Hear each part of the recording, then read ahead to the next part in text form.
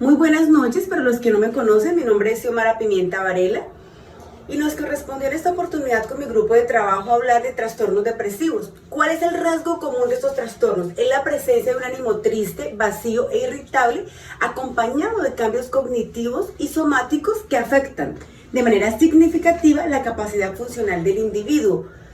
¿Qué los diferencia? La duración y la presentación temporal. Un ejemplo, los trastornos depresivos mayores tienen episodios determinados de al menos 2 semanas de duración para ser diagnosticados, y el trastorno depresivo persistente, para poder ser diagnosticado, debe tener cambios a nivel anímico de 2 años en adultos y de 1 año en niños y en adolescentes.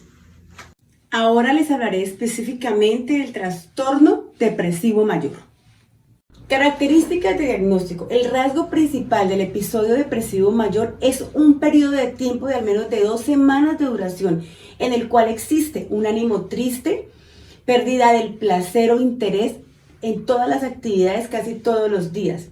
En los adolescentes y en los niños, más que un ánimo triste, es irritabilidad. El paciente debe experimentar al menos 4 síntomas adicionales, y aquí les estoy hablando del criterio A. El ánimo en el episodio depresivo mayor describe a la persona como deprimida, triste, desesperanzada, vacía. Esto hace referencia a que puede ser observable o que el sujeto se dé cuenta de su tristeza y busque ayuda.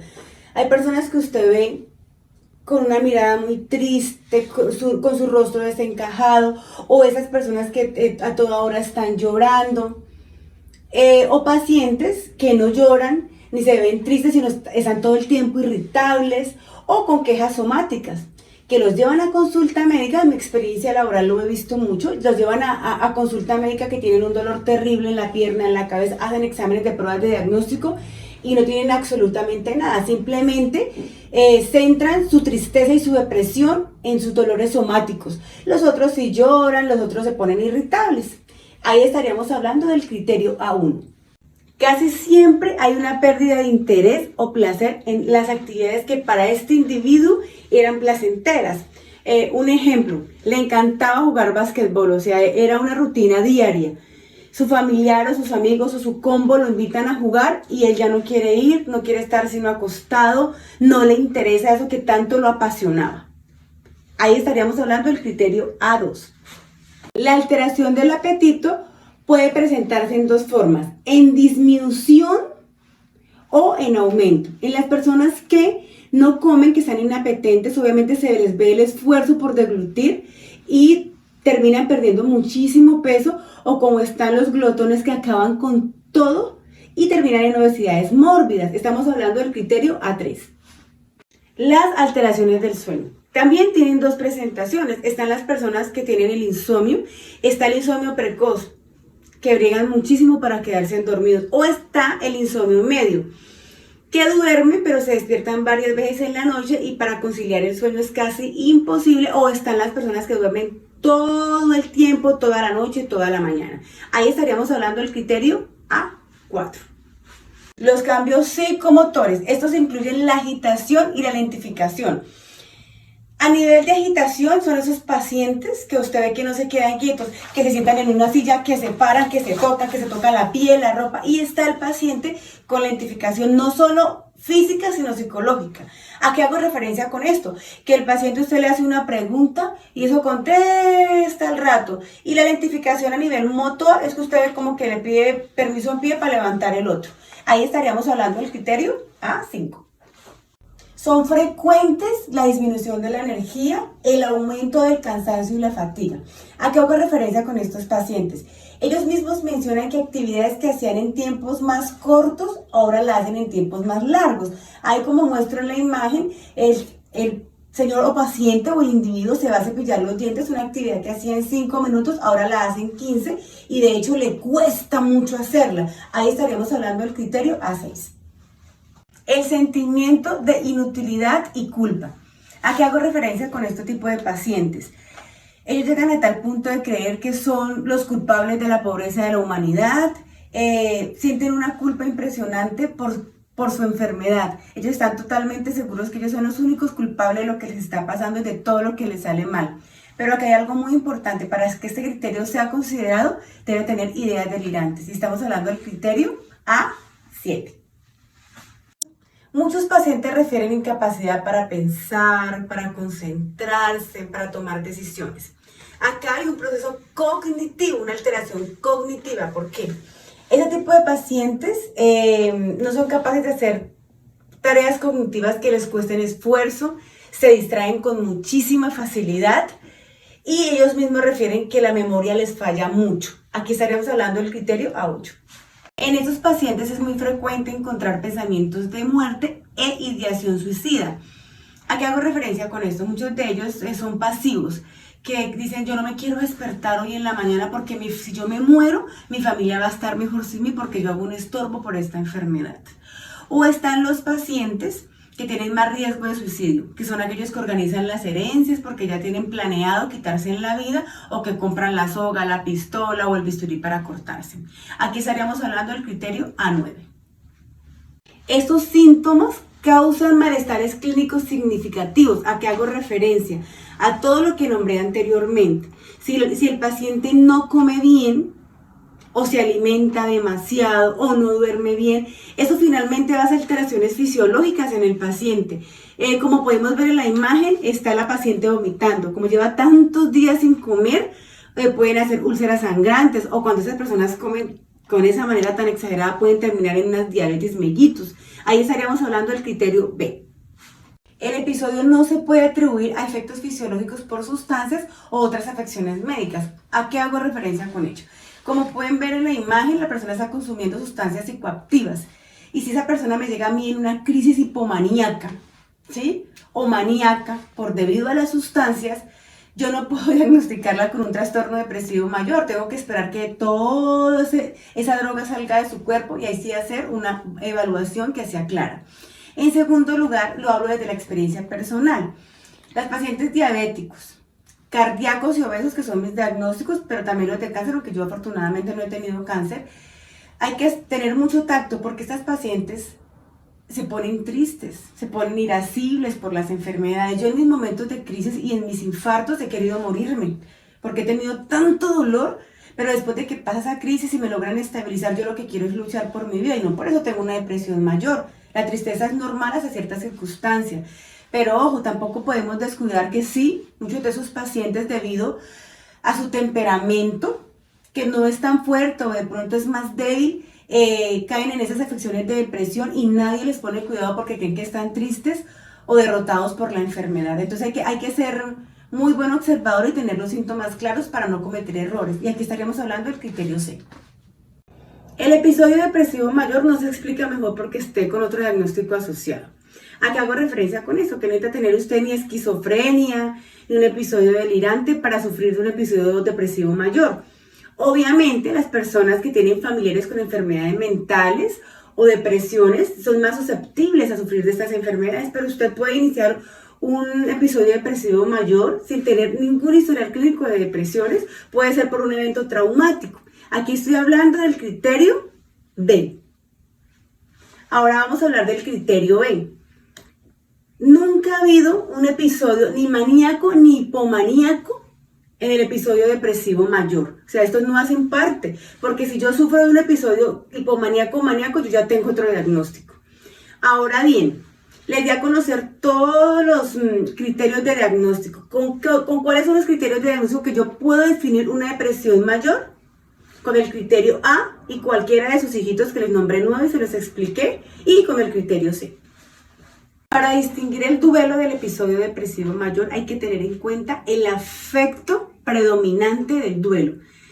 ¿Qué es lo que siente una persona cuando se pierde un ser querido? Es una sensación de vacío, de tristeza, de pérdida.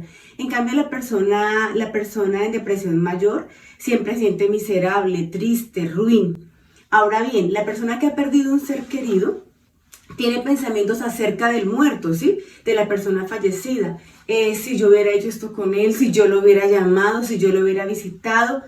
Y a pesar de su dolor, a las semanas o al mes o a los días va disminuyendo esas oleadas constantes de dolor y en algunas ocasiones ellos piensan, no, yo me quiero morir, pero si quieren morir es por ir a acompañar al muerto porque no se sienten capaces de estar sin el muerto. Una persona en una depresión mayor quiere morirse es por su sensación de inutilidad, por sentirse incapaz de poder vencer su enfermedad. La persona en duelo tiene momentos de alegría, si alguien se le acerca, la hace reír, le hace conversación. En cambio, la persona en una depresión mayor tiene un aislamiento social tan grande que no le interesa hablar con nadie. Lo que quiere es planear y morirse porque siente que le hace estorbo a sus familiares. Características asociadas que apoyan el diagnóstico. El trastorno depresivo mayor está asociado a una alta mortalidad, o sea, de muchas personas muertas por suicidio. Pero quiero hacer una aclaración, no todas las personas con un trastorno depresivo mayor mueren porque se suicidan. Vamos a poner un ejemplo muy claro, esos abuelos que van y dejan en esos ancianatos y que ya tienen una depresión mayor, allá la agudizan, ¿sí? Allá la agudizan, hay personas que ni siquiera vuelven a dirigir la palabra, ni a hablar, ni a comer, y mueren literalmente de tristeza. Prevalencia. En los Estados Unidos el trastorno depresivo mayor tiene una prevalencia del 7%. En los hombres de 18 a 29 años es más común encontrar trastornos depresivos mayores que los abuelos de 60. Ahora bien, las mujeres triplican las depresiones en los hombres. Desarrollo del curso. Esta enfermedad del trastorno depresivo mayor puede aparecer a cualquier edad, pero tiene una prevalencia y un incremento mayor en la pubertad, exactamente a la edad de los 20 años. Factores de riesgo y pronóstico. Aquí tiene que ver mucho los temperamentos. El DSM-5 dice que las personas con neuroticismo, o sea, con afectividad negativa, tienen un factor de riesgo altísimo para iniciar un episodio depresivo mayor. Ahora nos vamos a referir a lo ambiental. Los casos traumáticos y cuando son repetitivos desde la infancia. Un ejemplo, esas niñas que han sido violadas desde pequeñas y son violadas hasta la edad de 14, 15 años, tienen una probabilidad altísima de sufrir de depresiones mayores. Ahora, en lo biológico, los familiares de primer grado de consanguinidad les hereda la probabilidad de sufrir trastornos depresivos mayores hasta el 40%. Aspectos de diagnóstico relacionados con el género. Aquí cabe notar que las mujeres tienen mayor intentos de suicidio, pero son las que menos llegan a ejecutarlos. Riesgos de suicidio. La posibilidad de la conducta suicida está latente en un paciente con un episodio depresivo mayor y aún se prenden los bombillitos rojos en esos pacientes que tienen múltiples intentos de suicidio. Pero aquí lo irónico es que son los que menos terminan muertos y el que nunca ha intentado suicidarse cuando lo hace, lo finaliza. Ahora bien, en los hombres solteros con depresiones mayores el riesgo de suicidio es mucho más alto. Comorbilidad, ¿de qué vamos a hablar en la comorbilidad? De esos trastornos que se asocian con el trastorno depresivo mayor, como el trastorno del límite de personalidad, como el trastorno obsesivo compulsivo, como la anorexia nerviosa, como la bulimia nerviosa. Ahora finalmente les quiero hablar de las consecuencias funcionales que deja este trastorno en los individuos. Cuando esos familiares no le ponen atención a esas alarmas rojas, cuando el paciente no quiere aceptar su enfermedad, no busca ayuda profesional, tocan fondo. Y son esos pacientes que ni siquiera se bañan, se cambian, tienen un abandono total de su aspecto y cuidado físico y se aíslan totalmente del ámbito social y laboral y el riesgo de suicidio obviamente ahí aumenta.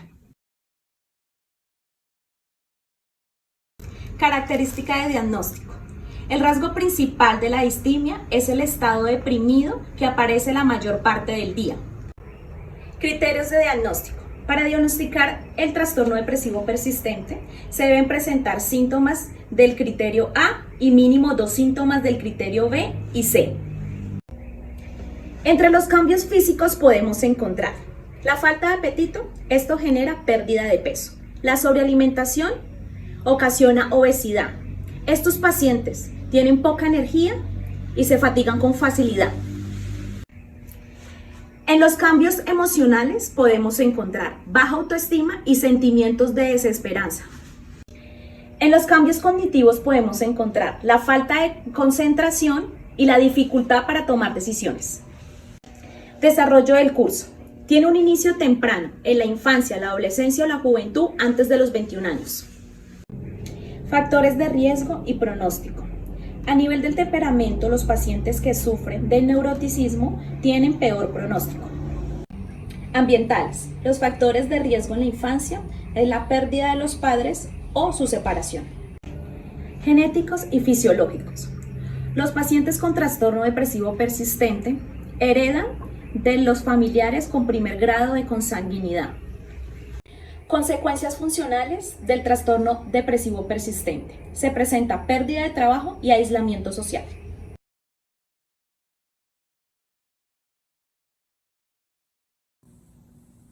Trastorno de desregulación disruptiva del estado de ánimo. Es una afección en la que los niños adolescentes experimentan episodios frecuentes de irritabilidad, ira, mal temperamento. Sucede en los niños menores, puede suceder en los niños menores de 10 años. Nota importante, estos niños sintomáticos pueden padecer trastornos como es el trastorno depresivos unipolares, trastornos de ansiedad, más que trastornos bipolares cuando pasan de la adolescencia a la edad adulta. Características de diagnóstico. Rasgo central. El niño presenta una irritabilidad crónica, grave y persistente y tiene 11 criterios de diagnóstico. Con estos criterios se diagnostica la patología y estos son sus síntomas. Nota importante. Cabe aclarar que el niño cuando es normal entre su desarrollo puede tener elevación en su estado de ánimo. Un ejemplo de ellos, si el niño reacciona de forma efusiva a un evento positivo, como por ejemplo un regalo anhelado, esto no quiere decir que se considere un síntoma de manía o hipomanía. Prevalencia. Es frecuente en los niños que acuden a las consultas de salud mental infantil. Desarrollo y curso.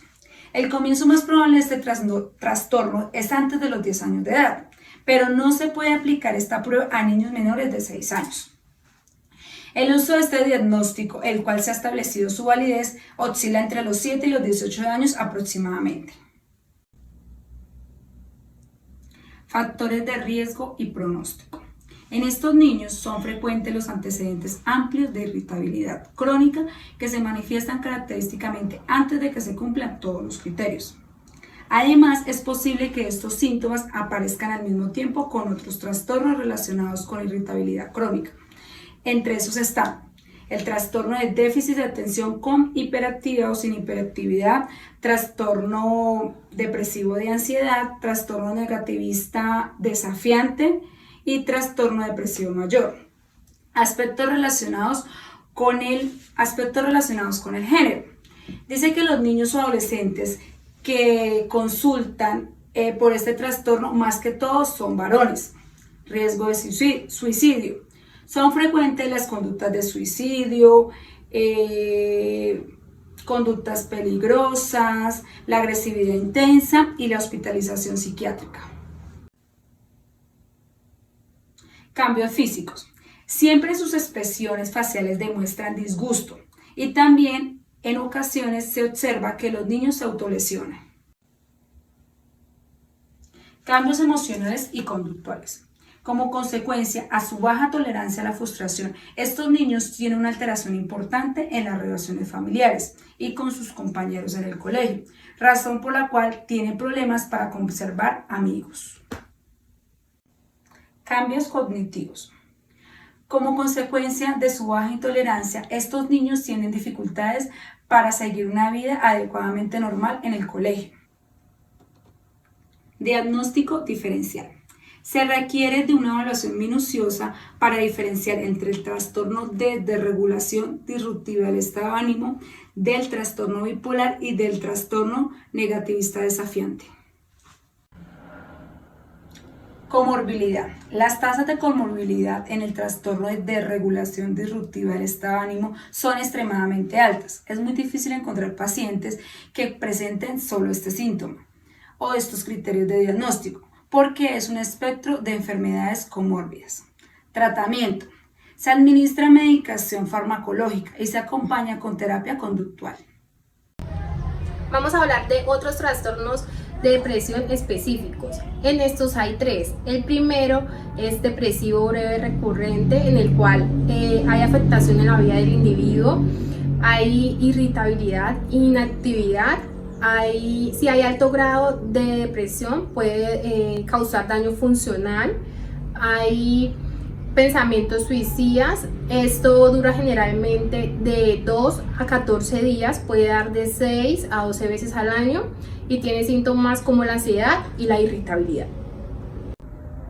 El segundo es el episodio breve de corta duración. Este tiene una duración de 4 a 13 días, tiene una afectación deprimido y esto causa en individuos que nunca cumplan con criterios de trastornos depresivos bipolar y psicóticos. Vamos a hablar del episodio depresivo de síntomas insuficientes. En este episodio hay una afectación deprimida. La duración de este es de mínimo 2 semanas y esto afecta a los individuos que no cumplen con el criterio de un trastorno depresivo bipolar.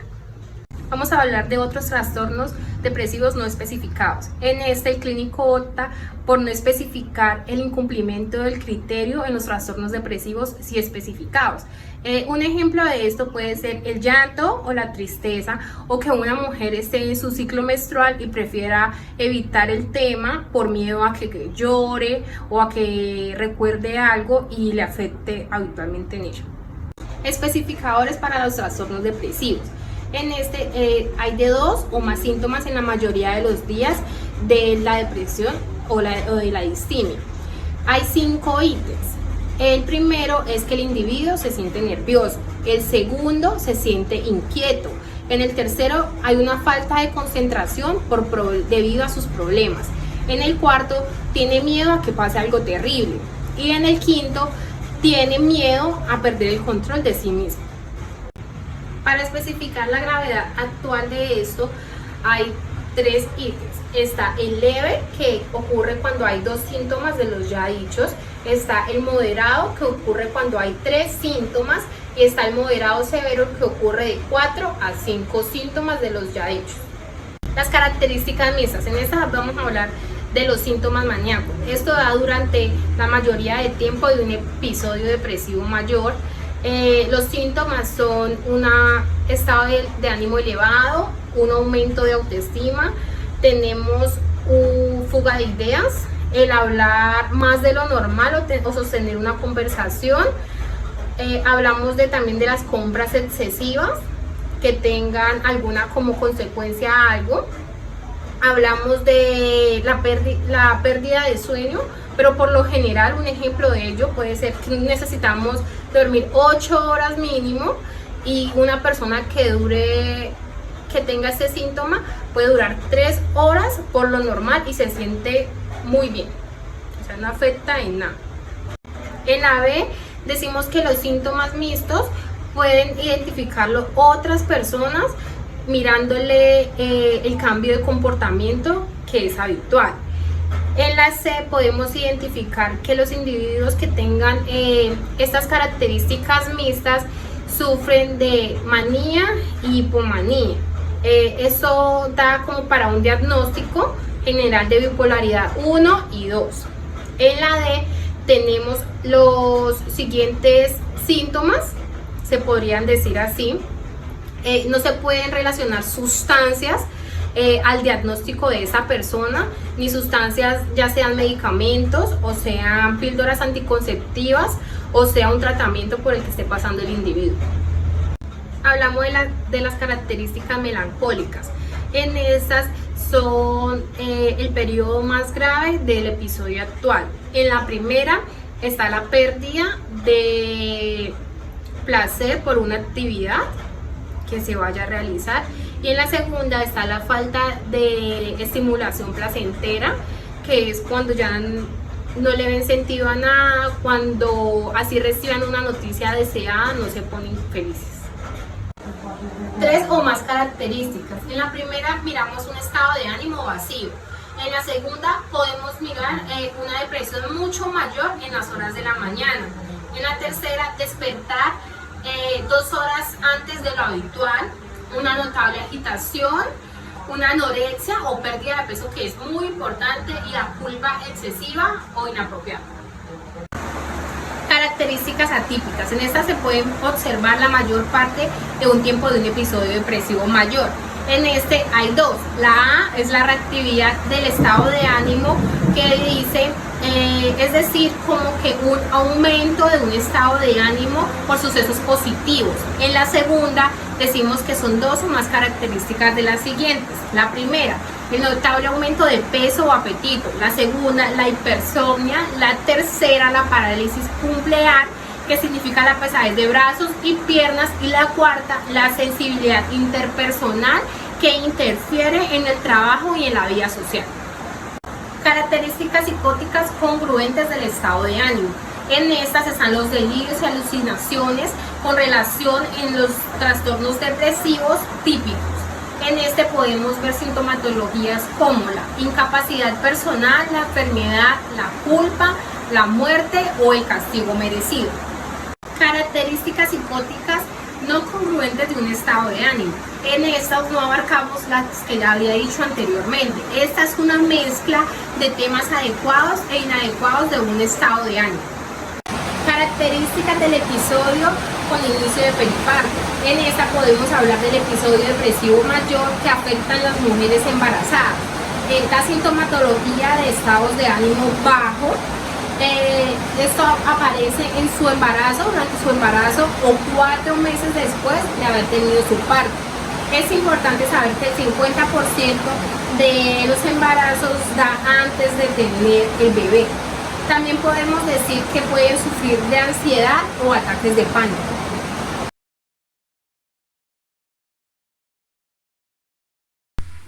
Vamos a empezar hablando por las características diagnósticas. Entonces, el trastorno depresivo inducido por alguna sustancia o medicamento se distingue de los trastornos depresivos primarios, teniendo en cuenta su comienzo, el curso y otros factores asociados al consumo de alguna sustancia. La historia clínica, los exámenes físicos, los exámenes de laboratorio nos deben arrojar pruebas del consumo de alguna sustancia, su abuso, intoxicación, periodo de abstinencia de alguna de estas sustancias, y esta se determina antes del comienzo del trastorno depresivo. Ahora vamos a hablar de los criterios diagnósticos, que son 4. Tenemos el A, el B1, el D y el E. Entonces vamos a empezar por el A, que nos dice que es una alteración importante y persistente del estado de ánimo que predomina en el cuadro clínico. Este se caracteriza por un estado de ánimo deprimido, disminución notable de las actividades o por casi todas. También nos dice que el criterio B1 existen pruebas a partir de la historia clínica, exploración física o de laboratorio. Y nos dice que debemos tener en cuenta el criterio número A, donde nos dice que este se desarrolla a partir o poco tiempo después de la intoxicación o periodo de abstinencia de una sustancia o de la exposición a algún medicamento. El criterio número D nos dice que el trastorno no se produce exclusivamente durante el curso de un delirio.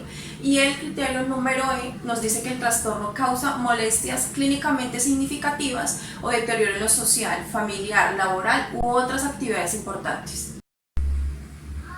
El cuadro que ven en sus pantallas al lado izquierdo son las sustancias asociadas al trastorno depresivo. Según el CIE-10-MC las clasifica en alcohol, alucinógenos, inhalantes, opiáceos, sedantes, anfetaminas, cocaínas u otras sustancias.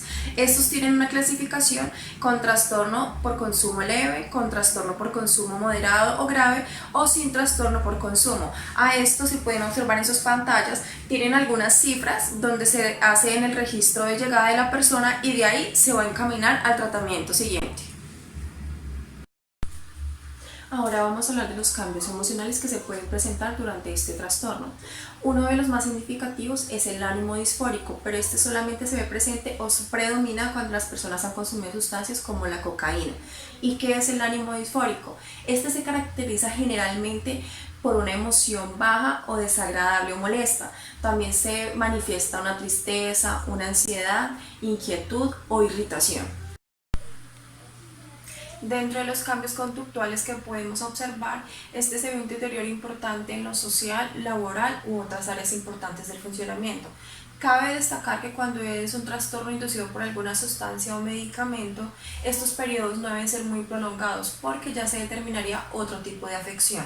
Entonces estos tipos de deterioro no son muy notables en este periodo y tampoco serían muy específicos, teniendo en cuenta que se abarcan demasiados medicamentos o sustancias. Ahora vamos a hablar de desarrollo y curso. El trastorno depresivo se inicia en las primeras semanas con el mes de consumo de la sustancia. Una vez se interrumpe la sustancia, los síntomas depresivos suelen remitirse en días o semanas y también dependiendo de la vida media de la sustancia o el medicamento y de la presencia de un síndrome de abstinencia. Si se persiste o dura más de 4 semanas estos síntomas, se debe considerar otro tipo de causas. Ahora vamos a hablar de los factores de riesgo y pronóstico. Se tienen en cuenta 3, que son los temperamentales, psicosociales y ambientales. También existen los factores de riesgo comunes para todas las drogas, como lo son antecedentes de trastorno depresivo mayor, y también factores estresantes psicosociales. Debemos tener en cuenta que los factores más comunes de riesgo a este trastorno depresivo inducido por alguna sustancia o medicamento varían según la sustancia o el medicamento. Se tiene más controlado cuando es parte por medicamento porque se hace un seguimiento farmacológico, pero pues cuando es con alguna sustancia estos varían y son propios de cada sustancia.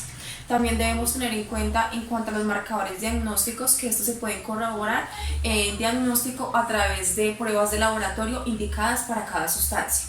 También podemos decir que este trastorno depresivo inducido por alguna sustancia o medicamento lo provoca el consumo de anticonceptivos orales. Dentro del diagnóstico diferencial, los síntomas depresivos aparecen con frecuencia en la intoxicación y en el periodo de abstinencia. Cuando los síntomas afectivos son lo suficientemente graves como para garantizar una atención clínica independiente, por ejemplo, el ánimo disfórico, como lo mencioné antes, es característico de la abstinencia de la cocaína. Este se diagnostica como un tratamiento depresivo inducido por alguna sustancia o medicamento, no por intoxicación. Solo si la alteración del ánimo es significativamente más intenso o si dura más de lo habitual. Para dar finalización al tema de trastorno depresivo inducido por alguna sustancia o medicamento, hablaremos de la comorbilidad. Esta nos refiere que los pacientes con trastorno depresivo inducidos por alguna sustancia o medicamento tienen mayor tasa de comorbilidad con cualquier trastorno mental del DMS5, más específicamente con el juego patológico y de personalidad paranoide, histriónica y antisocial. Trastorno disfórico premenstrual. Criterios diagnósticos. Tenemos el criterio A, que en la mayoría de los ciclos menstruales, al menos 5 síntomas han de estar presentes en la última semana antes del inicio de la menstruación y hacerse mínimos o desaparecer en la semana después de la menstruación.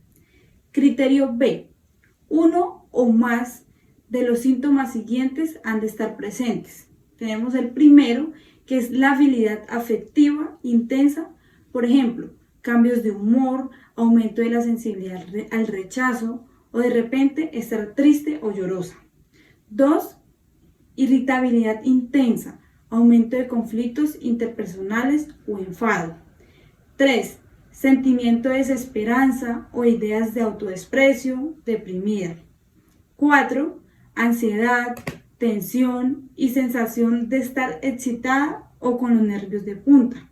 Procedimientos de registro. Características diagnósticas. Una de las características esenciales del trastorno disfórico premenstrual son la expresión de la habilidad afectiva, disforia y síntomas de ansiedad que se repiten durante la fase premenstrual del ciclo, que remiten alrededor del inicio de la menstruación o poco después. Estos síntomas pueden acompañarse de síntomas conductuales y físicos. Estos aparecen en la mayoría de los ciclos menstruales durante el último año y afectan negativamente el funcionamiento laboral o social. Estas pueden estar estrechamente relacionadas con las características sociales y culturales de la mujer afecta, de sus perspectivas familiares y de otros aspectos más especificados como las creencias religiosas, la tolerancia social y aspectos relacionados con el papel de la mujer. Normalmente, estos síntomas alcanzan su cumbre alrededor del comienzo de la menstruación.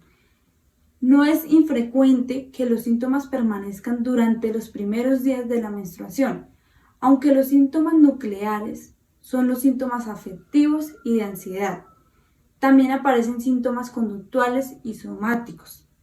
Sin embargo, la apariencia de síntomas físicos o conductuales en ausencia de síntomas afectivos o de ansiedad no es suficiente para el diagnóstico.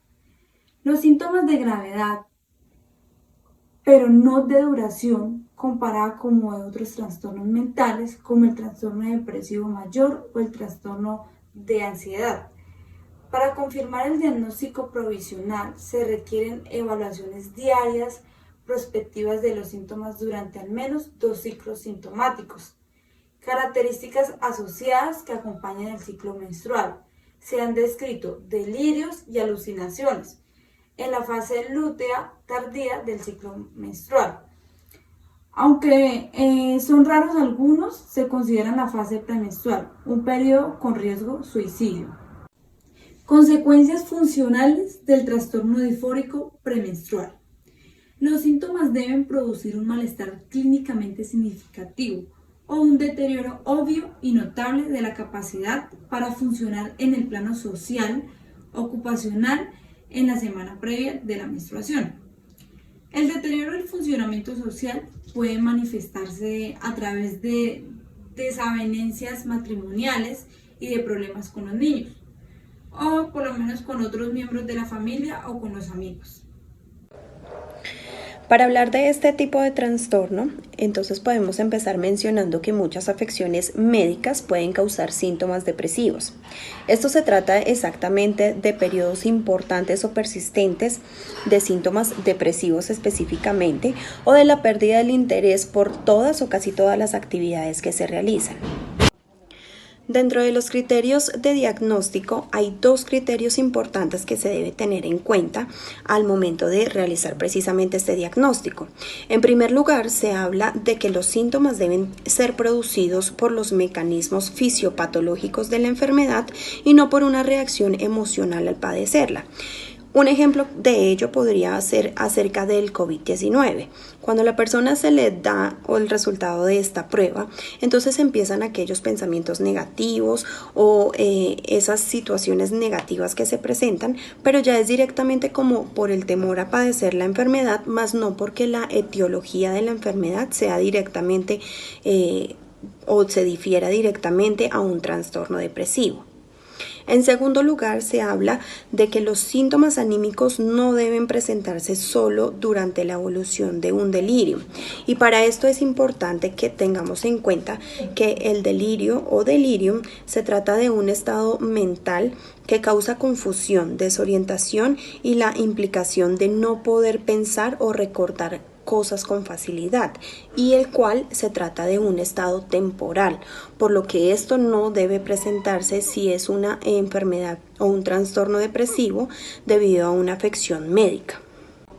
Dentro del criterio de diagnóstico se debe tener en cuenta el criterio D, y esto se vincula directamente con la discapacidad o malestar que hace referencia a la disfunción laboral, educativa, personal o social, y la del diagnóstico diferencial, que se asocia a trastornos directamente por consumo de sustancias, trastornos depresivos, el delirio o delirium como comúnmente se le conoce. En cuanto a esto, existen pruebas directamente que salen a partir de la historia clínica, como exámenes físicos o exámenes de laboratorio, que demuestran que el trastorno es efectivamente la consecuencia fisiopatológica directa de la enfermedad que padece el paciente.